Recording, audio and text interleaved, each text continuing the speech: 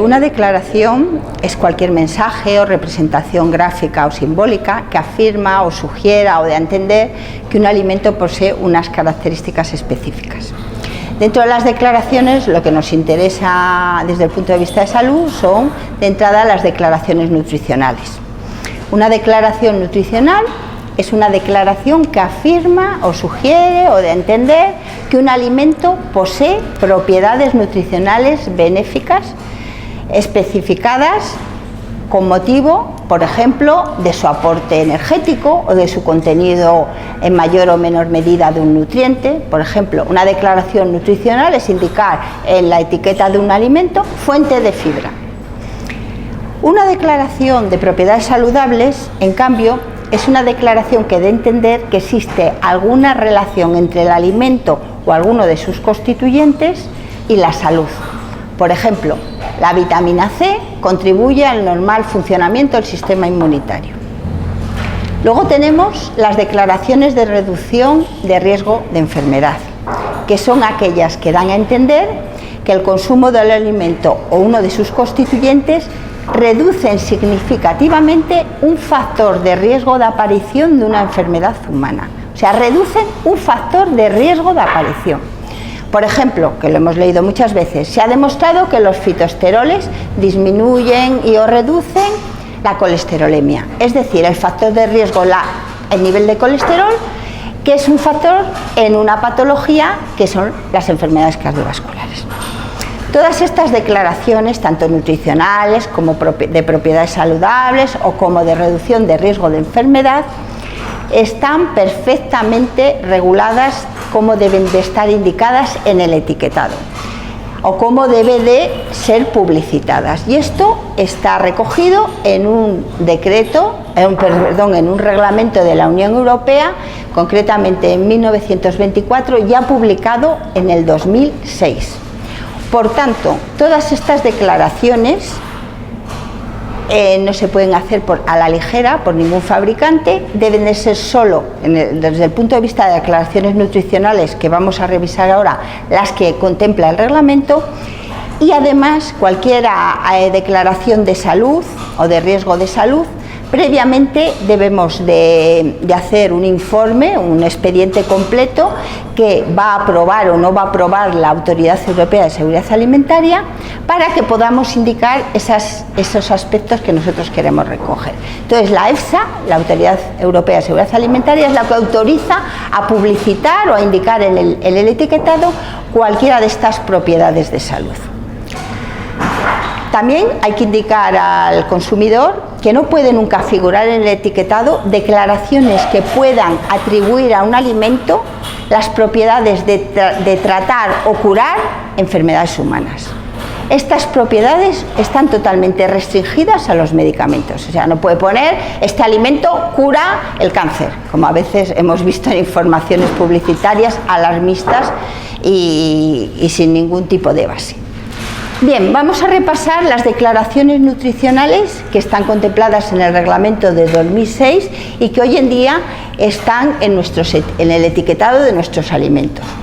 Dijimos lo que había que declarar en esa tabla de valor nutricional, de entrada el valor energético. Pues además de indicar el valor energético, podemos indicar, para hacer más hincapié desde el punto de vista de información del consumidor, si es de bajo valor energético, si no contiene, es decir, no contiene más de 40 kilocalorías por 100 gramos de alimento sólido, valor energético reducido, que es cuando la reducción que hemos hecho del valor energético es de un 30% en comparación con el mismo producto estándar, o sin aporte energético, que es que contiene menos de 4 kilocalorías por 100 mililitros. Esto es típico de estas bebidas sin valor energético.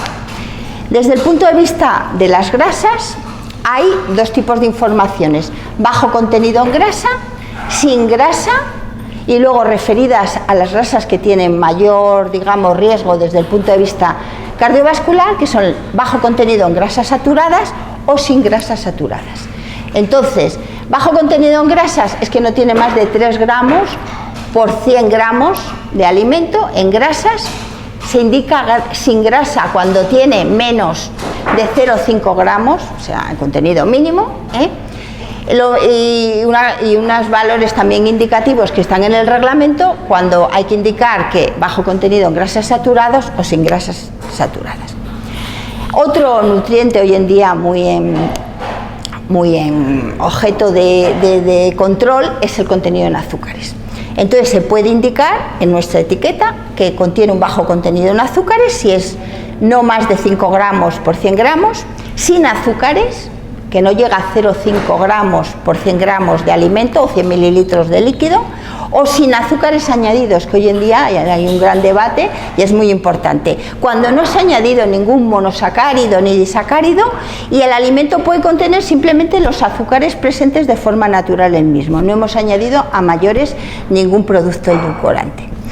Otro elemento que pueden contener los alimentos hoy en día muy cuestionado es el tema de la sal en su relación por ser un factor de riesgo de la hipertensión arterial. También podemos indicar bajo contenido en sodio o sal, muy bajo contenido en sodio y sal, sin sodio o sal, o sin sodio o sal añadidos, es decir, que no se ha añadido ningún tipo de sal, pero el alimento lo puede contener de forma natural. Entonces ahí hay unos gradientes, unas cantidades que están indicadas en el reglamento. Otro nutriente importante en el alimento son las proteínas. Se puede indicar fuente de proteínas si el alimento aporta como mínimo un 12% de su valor energético en forma de proteína, alto contenido en proteínas si supera el 20% del valor energético del alimento en forma de proteína, es decir, la proteína que ingerimos nos aporta más del 20% de la energía total que ingerimos al día. La fibra que es un elemento de la dieta básica para la salud gastrointestinal. Fuente de fibra, si un alimento pone eso en su etiqueta, es que tiene como mínimo 3 gramos de fibra por 100 gramos de alimento. O alto contenido en fibra, que tiene 6 gramos de fibra por 100 gramos de alimento.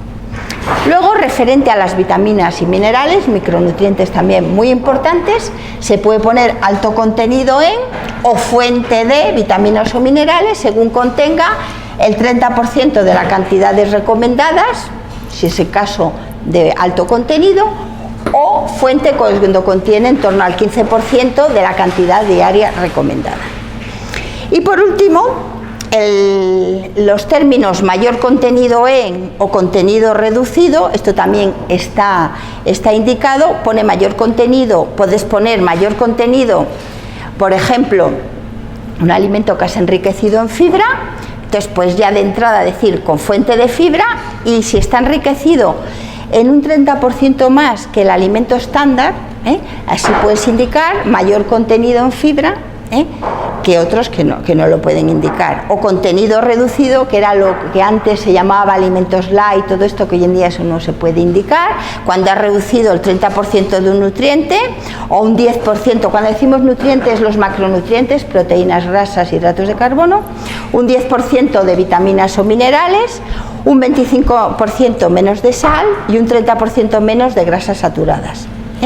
Como veis, siempre estamos en la reducción de los nutrientes que tienen, pues son factores de riesgo de determinadas patologías, los azúcares, las grasas saturadas, hace también referencia a las grasas trans, etc.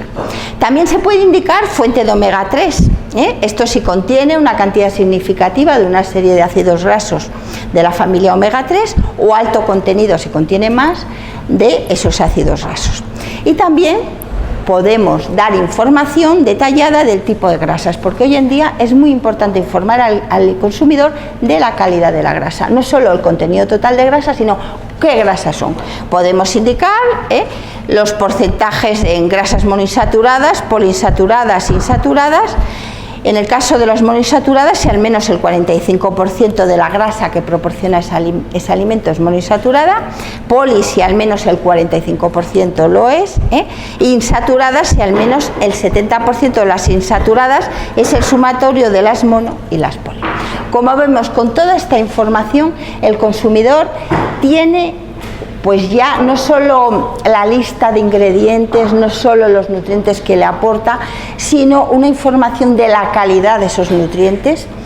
Entonces, si queremos llevar una alimentación equilibrada, variada, también tenemos que tener en cuenta un aspecto. Esto es la información que nos da un alimento, pero lo que tenemos que centrarnos es cómo es nuestra dieta. Hay una frase que a mí me gusta mucho del doctor Fuster, que es nuestro referente, el doctor Valentín Fuster, que dice: no te obsesiones en comer bien cada día, sino preocúpate bien de comer cada semana. Es decir, un alimento puede aportar, puede ser fuente, pero lo que hay que nosotros verificar es cómo es nuestra dieta, el resto de los alimentos de nuestra dieta, y preocupándonos, claro está, de comer bien cada semana.